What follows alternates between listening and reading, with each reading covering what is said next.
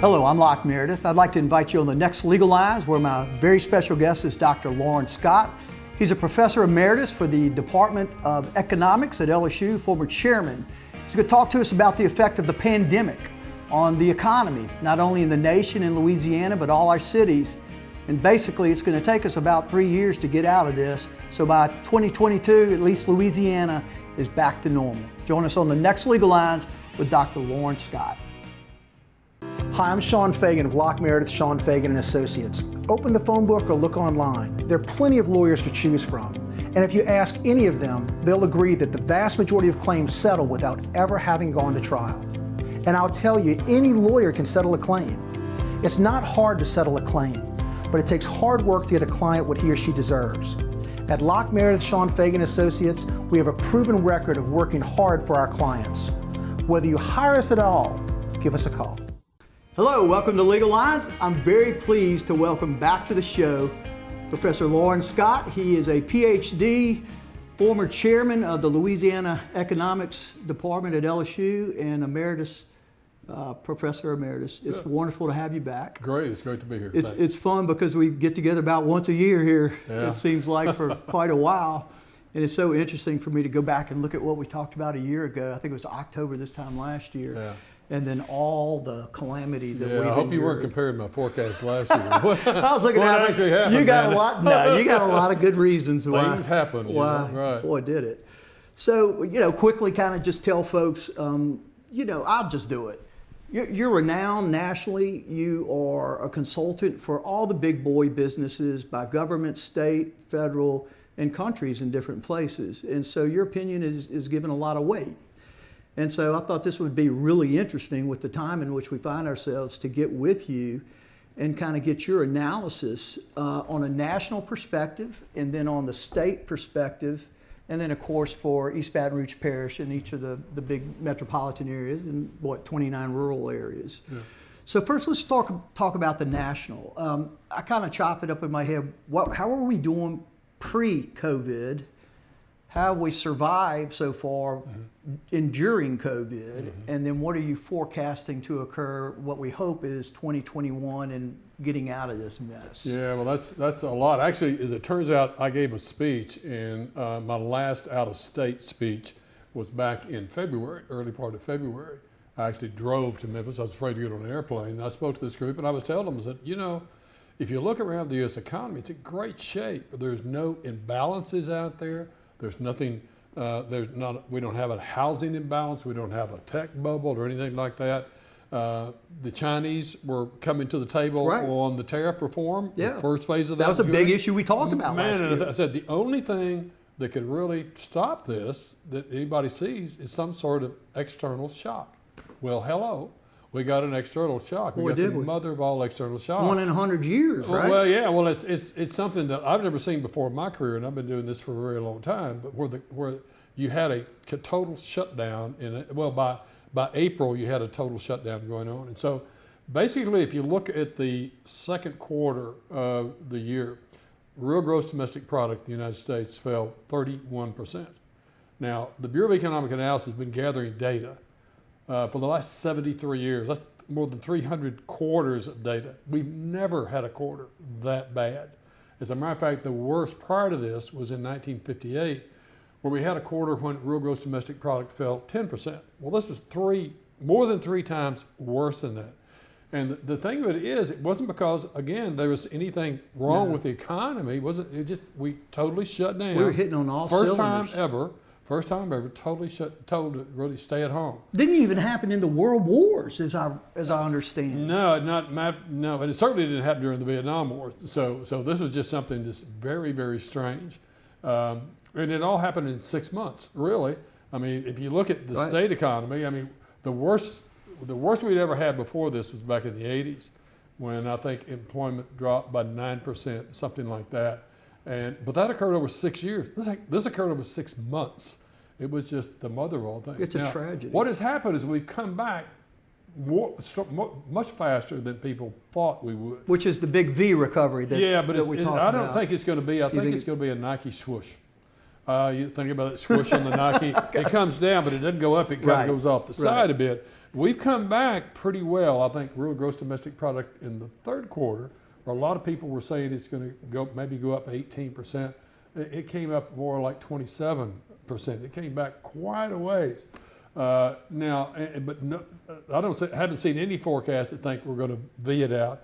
Most of the national forecasts indicate probably sometime in mid 2021 before we recover all the way back where we were in 2019. So the things we hear about that could hopefully make this better is, number one, the vaccines coming out and kind of freeing up people, and we're not living in some of us in states of fear. Exactly. You know, and with great reason. Yeah, and it's stunning how fast this vaccine. If you look at the last vaccine, the fastest vaccine to market for this kind of disease was for the mumps. It took 4 years. This is stunning how fast they got this thing out. Honestly, to me, it showed the benefit of combining, you know, government public resources with private enterprise. Yeah, I think it's worked out well. There's an interesting comment by a Polish writer who said, we should try this vaccine out first on the politicians. If it works, that's good for the economy. If it doesn't It's work, still that's probably good for good. the economy. That's good for the economy. So that has been a critical uncertainty in terms of us figuring out how fast we're going to come back. But this is looking very good. All right, so tell me then, what about the potential positive? I mean, it looked like the stimulus that we got, which was what, $3 trillion of money from the feds to keep people floating. They're talking about that may or may not happen, you know, either sooner or later. How much of a bump do you think that will cause? Well, I think that'll help, but I don't. It very much depends on what happens in Georgia, the Senate race. Right. Because if the Senate still stays in Republican hands, I think you'll get another stimulus, but it'll be on the order of $1 trillion. But if the Senate is lost and it's all one party government, then I think you're going to see $3 billion. It's going to be a very big expenditure of money. And what do you prefer as an economist who's studied this? Well, I'm a conservative person, as you know from our previous conversations. What helps the economy? And I really think it's important for the government to be divided. You've got to slow down this horse. Well, I agree with that. Because I think the problem is, I think the far left is going to be very much in charge, and whatever you think about that, one of the things that I would say we know from evidence in other countries is the growth rate is going to slow markedly, just like it did during the previous left administration. That was the slowest growth rate we've had. Slowest growth rate we've had in real gross domestic product in any administration since World War II. So I'm anticipating this will be that on steroids. So I don't anticipate very strong growth unless there is a divided government which keeps both sides in check. In check, yeah. It makes a lot of sense. And we had talked about the policy differences in our discussion last year, and it boiled down to, as I recall, that the Obama administration it basically results in, with increased taxes and increased regulations, causes the operation of business to go up, and so employment goes down and services drop. Yeah. And then the opposite happens with, at least with President Trump. Yeah. And that was reduce regulations has never been done before in history, right? And reduce taxes. And reduce taxes. And that causes cost curves in firms to go down. They hire more people and produce more And so output. that's what you're talking about. What I'm anticipating is you're going to go back to way more regulation, and higher taxes. I mean, that's what... It's really interesting because we know that we're either going to have the Trump world or the Obama plus. We'll be right back. This is Locke Meredith. We'll finish this up on the next episode. Locke Meredith Legalized. We'll be right back. Hi, I'm Mitchell Meredith. Injuries happen when you least expect them to, making your life more complicated. At Locke Meredith, Sean Fagan and Associates, we know this, and we strive to help each of our clients during these times. Whether you hire us at all, give us a call at 272-5555. I'm lawyer Collins Locke Meredith. Trust is important when hiring an injury law firm. At Locke Meredith, Sean Fagan Associates, thousands have trusted us and gotten the results they deserved. Visit us at LockeMeredith.com. Whether you hire us at all, give us a call, 272-5555. Welcome back to Legal Lines. Again, I'm very pleased to welcome back on the show Professor Loren Scott, Professor Emeritus of LSU's Department of Economics. Let's dive back in. We were talking about kind of the distinction and the effects that it has on economic recovery given the pandemic of the way Trump has handled the economy versus the way the previous president, President Obama, and kind of extrapolating what President Obama did because Biden was his vice president, what he's going to do. So what is your understanding of what Biden's going to do and how is that, that's why I said plus, Obama plus. From what I understand, it's even more restrictive in some ways. Well, there's a couple things. Number one, on his website, he says one of the things he's going to do is increase taxes. So we already know that that's going to happen. I anticipate increased regulations, but the thing that's the most scary for Louisiana is that on his website, as part of his climate plan, he wants to ban, he's promised to no more lease sales in the Gulf of Mexico, which is bad enough, but he also says he wants no more permitting in the Gulf of Mexico. Now, when you buy a lease in the Gulf of Mexico, you then drill on it and then you produce on it, okay? Those two steps involve all kinds of permits you got to get, just permit after permit after permit. So essentially, if you're going to ban all permitting on public waters, which means the Gulf of Mexico, then you shut down the Gulf of Mexico. And the Gulf of Mexico is already in trouble because the rig count is way down. It used to be in the 60s and now it's 12. Right. Okay, which is really hammered home already. But if this happens, then basically you can shut down Port Fourchon and you can shut down Houma, a large part of Lafayette. It's going to be very tough on our oil patch. You know, this is bringing to mind the whole climate change. I mean, because I know it would appear that also brings on a lot more regulation and restrictions also. What's your analysis from an economic standpoint? Well, about climate change? I think, I taught forecasting for 30 years to MBAs and executive MBA, so I know something about forecasting techniques. And one of the basic premises of forecasting is the more stable something is, the easier it is to forecast. You have a nice neat straight line, you can forecast that very easily. Makes sense. If you have a line that's going all over the place, you can't forecast that very safely. So my kind of general position, I'm kind of an agnostic on global warming and climate change. My position is it's way cheaper to adapt to it than it is to try to stop it.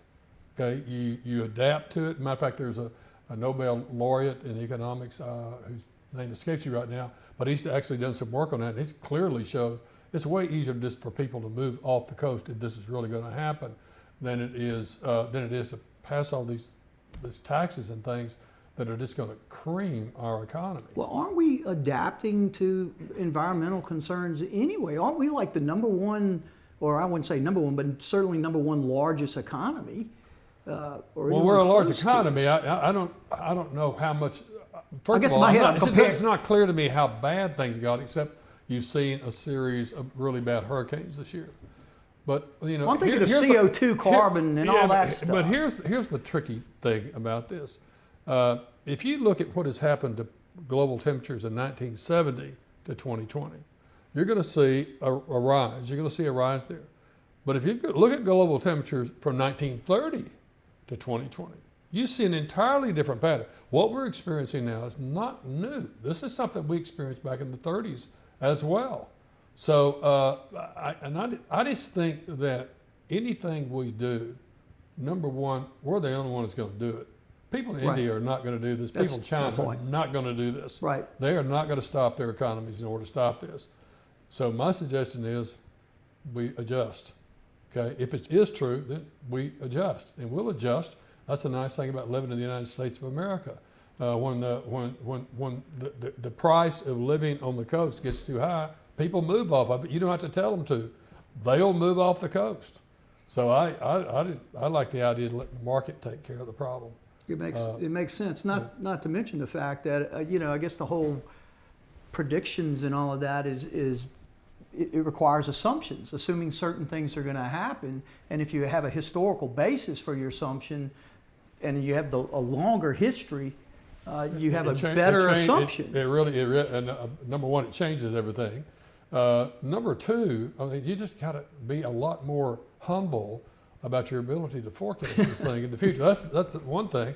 The second thing, it may help people a little bit if they go back and look at the headlines on the first Earth Day about 33 years ago.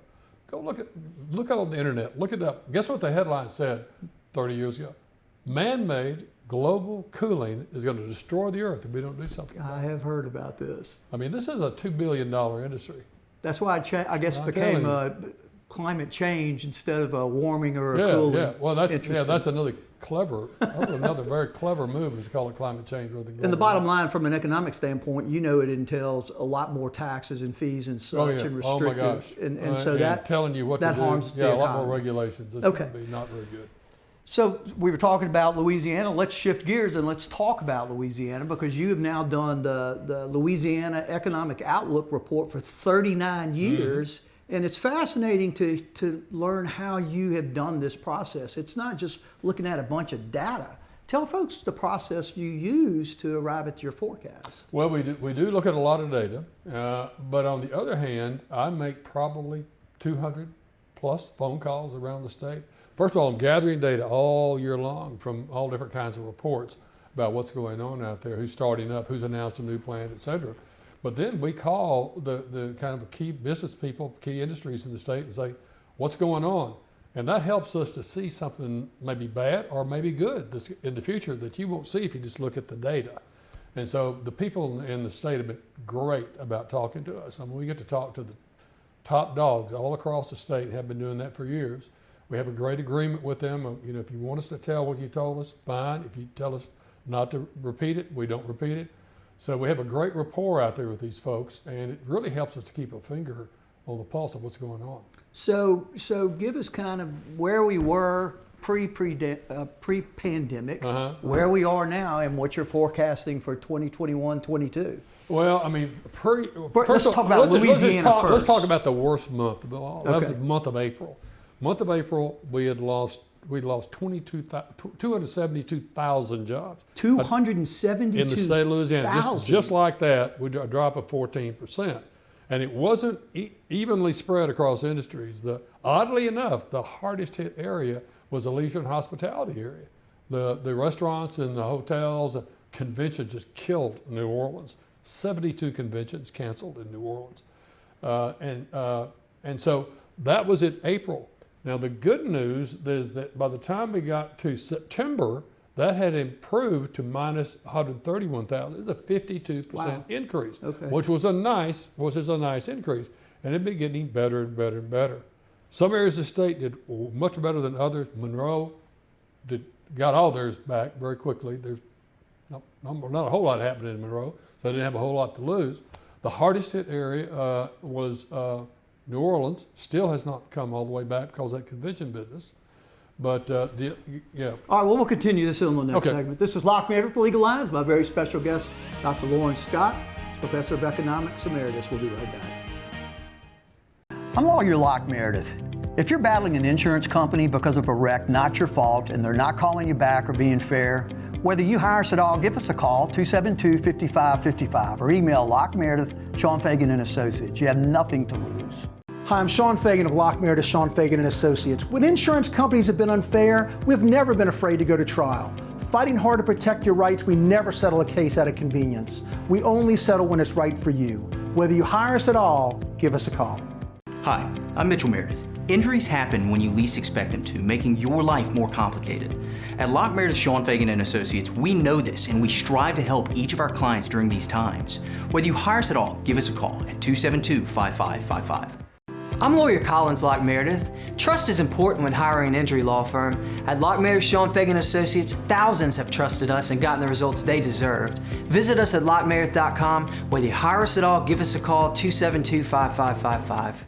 Welcome back to Legal Lines. I'm Locke Meredith. Again, very pleased to have back on the show Dr. Loren Scott, Professor Emeritus, former Chairman of the Department of Economics at LSU. Let's dive back in. So we kind of shifted gears. We were talking about kind of your forecast for the nation. We've shifted to Louisiana.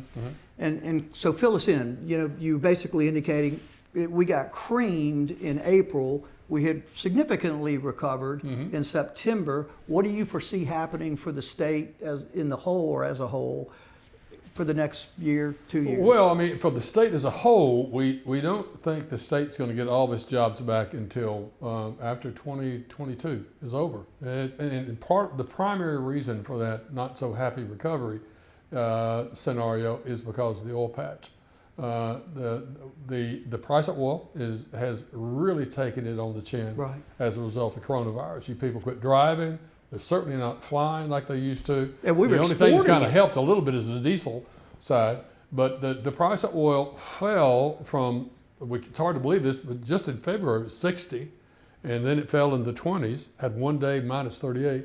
And then it came up, and it's kind of stayed in the $38 to $42 barrel range. Which It is hasn't kind of moved break since even, June. maybe? Huh? Is 40 break even? No, it's not a break even. No, we, especially in the Gulf of Mexico, we really need the price of oil to get up in the above 50, preferably about 55 to 60 for the Gulf of Mexico to really come back. And so right now our forecast is for the price of oil, or for the price of oil to be about 45 next year and 49 the year after that. So it's not a really good forecast if you live in Homa especially. I mean, Homa lives and dies of what happens in the Gulf of Mexico for the most part. And so we don't have a Homa and Lafayette in particular not coming back very quickly. And the same thing is true for New Orleans. We have New Orleans struggling a bit. New Orleans is presently struggling a bit because of that convention business. People are just not comfortable with coming back. Nobody's flying like I you were know, saying. nobody's flying. I mean, I've had one speech in New Orleans in person since the first of the year, and that was to a group of 50 people. And it was the only conference going on at that hotel. Scary time, by the way. But anyway, that is a real problem. I think the fastest growing areas, we think, will be the Baton Rouge. We think Baton Rouge is going to get it back, and we think Baton Rouge will recover all of its jobs lost in 2022, mainly because we have some very large construction projects that are scheduled to what we call have a final investment decision. We have a very large number of them. Are they going to happen? They're going to happen. Matter of fact, we thought some of them were going to happen as early as this year, but when COVID hit, there were two things that happened when COVID hit on that side. One was that some of these that were going to announce, like the big $1.2 billion Shell plant expansion, they have postponed that now to 2021. BASF had an $800 million one. They postponed that to 2021. And so some of these that we thought would happen this year have been postponed. The other thing that happened this year was that a lot of times these big plants will totally shut down and do major Renovations. we call that a turnaround. And those basically were all stopped and pushed into 2020 and 2021, which is going to be good for us because there's going to be a lot. We're talking 21 about and 22? yeah, because we're talking about 20. We're talking about 4,000 or 5,000 jobs that have now been pushed into that. And that same thing is true, by the way, over in Lake Charles. And then the other thing that happened is a lot of these big places, like especially the refineries. We have 18 refineries in the state. We're the number 2 refinery capacity in the United States. But one of the things that they did, if you go out to the refinery north of the Capitol building, the ExxonMobil refinery, 3,500 people work there. But you may be surprised to learn that only 1,500 of them were in ExxonMobil shirt. Subcontractors? 2,000 of them were performance contractors, ISC, Turner Industries. They're contractors to take care of all that stuff sticking up in the air. Well, when we had a 3-week period in which the demand for gasoline fell 42% in the United States. So the refineries have still, and it's come back, but it's still 10, 12% below where it was. The refineries had to react in some way, and one of the things they did was tell a bunch of the contractors to go home. We'll take care of any minor maintenance repair work Right. with these people. Everybody else, you got to go home. Well, we anticipate, especially once we get a vaccine, people start to drive, fly, those contractors are going to come back to work too. That's going to be very good for the Baton Rouge area. So, and you said it, I was reading the report, and you said this has, in 39 years, been the most difficult and most uncertainty you've had about your forecast because of all these things we've talked about. And it sounds like everybody's doing what we're all doing, kind of hunkering down, holding on to your cash as much as you can, reduce your expenses, and wait and see what happens. Yeah, and this third wave did not help things at all. This has been scary. You and I are talking about this now as this thing's starting to take off, and it's starting to look not very happy. This disease apparently likes cold weather, so that's not good. The plus, though, is that it appears we have found treatments if Yeah. you get it, and if the vaccines, which are alleged to be 95% effective, there's light at the end of the tunnel. Yeah, and 95% effective is way better than the flu vaccine, which is only about 50% effective. So So this is good news. Amen. So the bottom line is, you forecast that we're going to be back to where we were roughly within a year or two. Yeah, within 2022. Okay, Yeah. and that's the beginning. The or? we meaning Baton Rouge. Homa, no, Homa will not be back by that time, I don't think. And I mean, the rural areas were declining, and certain municipalities were declining no matter what, right? Yeah, you don't find a whole lot of rural areas that are growing very much. About the only ones, St. Mary Parish, for example, is classified as rural. But there's a whole lot of oil and gas, whole lot of shipbuilding, whole lot of stuff going on Right, in big St. stuff. Mary's Parish. Most of the others, with the exception of Natchitoches is a rural area, but it's also got a university that but lends stability. It doesn't lend growth to the area. So the main economic drivers for our state are what? I've heard you talk construction, oil Yeah. and gas. Mm-hmm. Oil and gas, and then downstream from that, chemicals. Chemicals really, because what you'll find if you look along I-10 and below I-10, unbelievable amount of construction going on there, like nothing we've ever seen Related to before. what? Billions. The price of natural gas being very low here. They make, out of natural gas, they make ethylene, and out of ethylene they make ethane, and that goes into all these consumer products, plastics and pharmaceuticals and cosmetics and everything that we consume. And so the price of natural gas, very low here, is very high in Europe, and we're competing with those European chemical firms. So what the firms are doing is they're coming to the place where that major input, natural gas, is cheap. And so it's been great along the river until the COVID hit, along I-10 and below it.